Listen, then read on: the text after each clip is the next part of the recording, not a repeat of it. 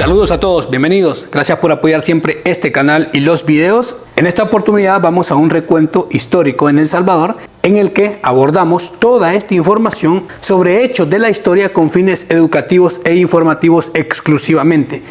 La pena capital existió en la legislación salvadoreña, todavía está pero para cuestiones militares, y esta ley se aplicó en algunas ocasiones, que está documentado, algunas veces quizás sin justicia, y en su mayoría por motivos de combatir corrientes de luchas sociales. En El Salvador, dicha legislación tuvo larga data, siendo establecida en la Constitución desde 1864, aunque su aplicación se limitaba a delitos muy graves, asesinatos, robos, donde siempre implicara una pérdida de vida, aunque también estaba el término de traición y posteriormente incendios en los que también fallecieran personas por dicha causa. En el Código de 1881 se introdujo controles un poco más formales y lo establecido en leyes secundarias, es decir, partía de la misma Constitución, pero se ampliaba en los siguientes códigos penales. Para finales de los años 20 del siglo pasado, hubo un repunte de criminalidad, como en cualquier país. El presidente Pío Romero Bosques respondió con una serie de medidas: charlas contra el alcoholismo, limitaciones a la aportación de armas y construcción de nuevas cárceles. Para 1935, que quizá es de los más recordados en la historia, ya con el general Maximiliano Hernández Martínez, que estaba en la presidencia, se flexibilizaron mucho las condiciones para aplicar la pena capital y como consecuencia hubo más gente fusilada. En las reformas de la Constitución que realizó Martínez, allá por el 39 al 44, no se modificó la legislación al respecto, pero se dice que en la recta final de estos mandatos hubo varias aplicaciones de pena capital, pero con el derrocamiento de Hernández Martínez se bajó la intensidad de esto. Pocos años después, en la Constitución de 1950, también hubo intento de limitar mucho más la aplicación de dicha pena, redireccionarla únicamente en asuntos militares. Hubo 2 diputados que votaron para suprimirla en los casos de los delitos en contra de la vida, y uno de ellos fue el presidente de la Constituyente, Reinaldo Galino Pol, pero ninguno argumentó lo suficiente y por lo tanto la mayoría de los diputados del partido oficial en ese momento ratificaron la permanencia de dicha pena desde la Constitución. A inicios de los años 50 hubo un nuevo repunte de crímenes, algo que se notaba muy inusual, aproximadamente 2.3 homicidios diarios en un país que no superaba en ese momento los 2 millones de habitantes. Entonces, dicho tema volvió a ser muy notorio el debate público, pero también se abordó en debate judicial para retomar dicha medida como una cuestión disuasiva, algo para recordar que estaba en la ley y toda la gente debería recordar que pues estaba pendiendo de un hilo con delitos graves. Algunos la apoyaron, otros la combatieron y algunos pues seguían considerando que estaba bien tal cual había venido funcionando en los años anteriores. Pero en la historia más o menos moderna hay 2 casos emblemáticos que pasaron por los tribunales y fueron servidos como ejemplos por los administradores de justicia para la población y con el interés que fuera difundida dicha condena. Uno fue Juan Antonio Centeno Martínez y el otro Victoriano Gómez Urrutia, quizás de los 2 más sonados por el mismo interés de las autoridades de ellos para darlos a conocer, como decía, utilizarlo de ejemplo. El caso de Centeno Martínez fue de esta manera. El juzgado dijo que el 23 de enero de 1962, 2 sujetos habían ingresado a una casa en San Salvador. El dueño de esta era Manuel de Jesús Navarrete y les abrió sin ningún problema. Los hombres dijeron que eran inspectores de una compañía del alumbrado público e ingresarían a revisar algo en dichas cuestiones. Ya dentro de la casa, Juan Antonio Centeno Martínez, alias La Culebra, y Miguel Ángel Torres Ramírez, alias El Zorro, amarraron de pies y manos a Navarrete, le exigieron que les diera dinero, tenían alguna información que podían encontrarlo, es decir, esto se convertía en un robo. Pero al no recibir una respuesta positiva, golpearon con una varilla a Manuel Navarrete y obviamente ese fue su fin, porque fue bastante contundente en la cabeza. Los 2 ladrones continuaron buscando el dinero y mientras lo hacían al interior de la vivienda, entró a la casa la señora Juana de Navarrete. Ella estaba por marcharse para ir a vender al mercado y dentro de la casa fue sometida por El Zorro, pero Centeno Martínez la violó por el mero instinto de un delincuente. Luego de las investigaciones, años posteriores, el 20 de marzo de 1970, un tribunal de conciencia halló culpables por graves delitos a Centeno Martínez y su colaborador Torres Ramírez. El juez cuarto de lo penal, Manuel Rafael Reyes, emitió la sentencia: 30 años de prisión para El Zorro, Pero la culebra era peor, había llegado a su fin. Se decretó pena capital. Dicen que al oír dicha sentencia, Centeno Martínez no se inmutó, como que no le provocó ninguna reacción. Y, según dicen, su boca esbozó una sonrisa un poco siniestra, como si había comprado un boleto derechito al infierno, y claro que así era. El doctor Carlos Guerra dijo que se permitiría que el evento fuera cubierto ampliamente por la prensa y que además se invitara a la mayor cantidad de gente posible. Era prácticamente un show. Miles de personas recibieron pases especiales. El día final, Centeno Martínez, alias La Culebra, contó a un grupo de periodistas que, según él, el día que había cometido todas estas atrocidades, había estado bebiendo muchísimo y había perdido la cabeza. Y como estaba borracho, no sabía lo que hacía. Eso es lo que él dijo. Pero pues los tribunales contaban otra situación, ya que él y su compañero habrían logrado someter a Navarrete. Y obviamente pues 2 borrachos no lo hubiesen conseguido. Ese día, a las 2 de la tarde, hubo cientos de personas en el polígono de tiro, incluidas las autoridades judiciales, porque eran las que habían decretado ese procedimiento y abierto al público. Los jueces de primera línea se ubicaron en una tribuna especial. El público invitado fue ubicado más o menos a 300 metros del lugar de los hechos.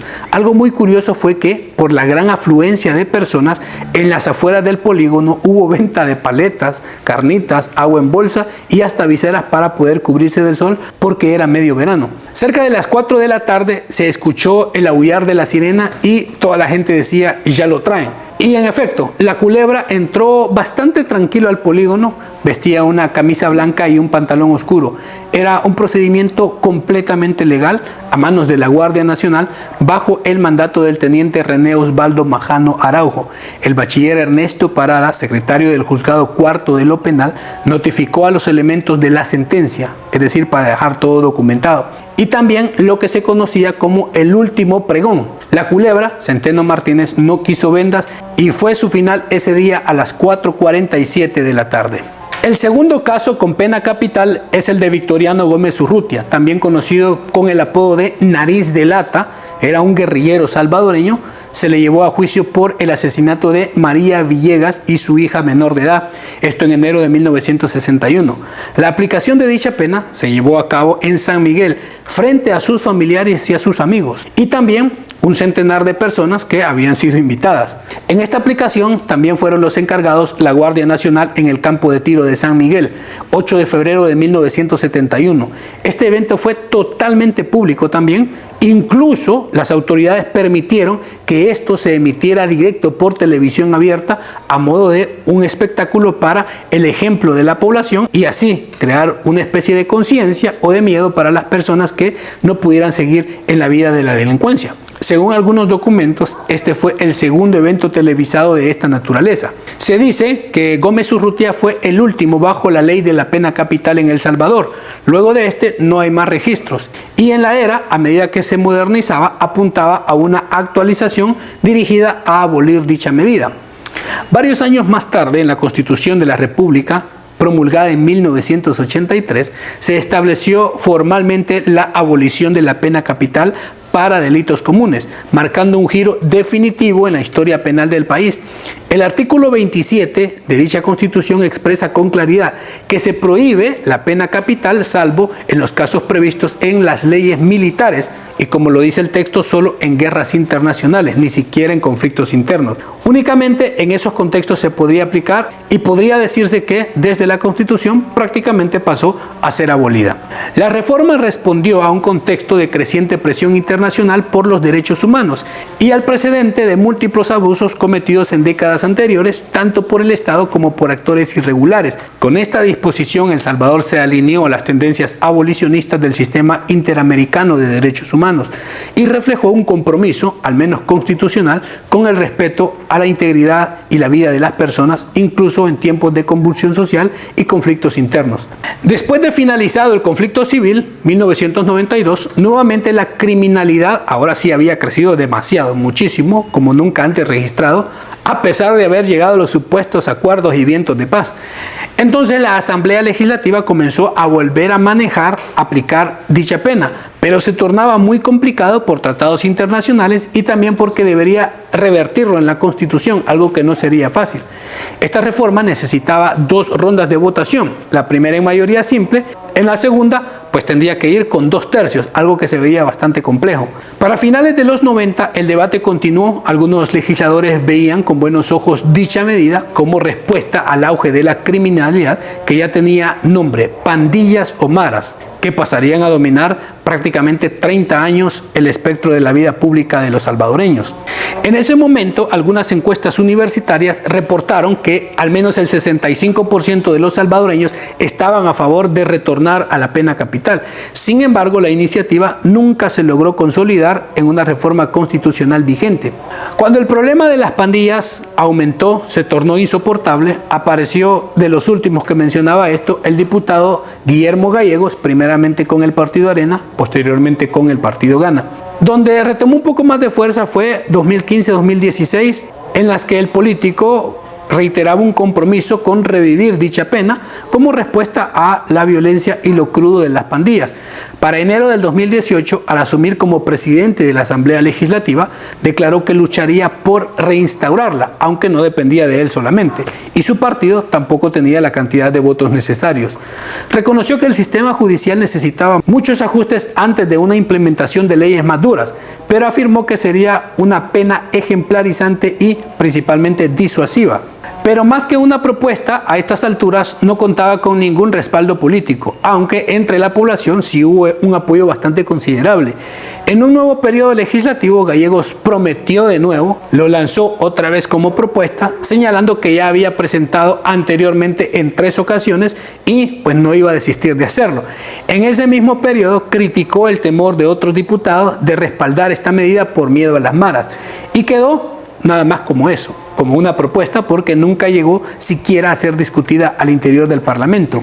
Con el paso del tiempo, la historia de la pena capital en El Salvador quedó muy atrás y abolida, sellada en la Constitución de 1983. Esto en sintonía con un mundo cada vez más comprometido con los derechos.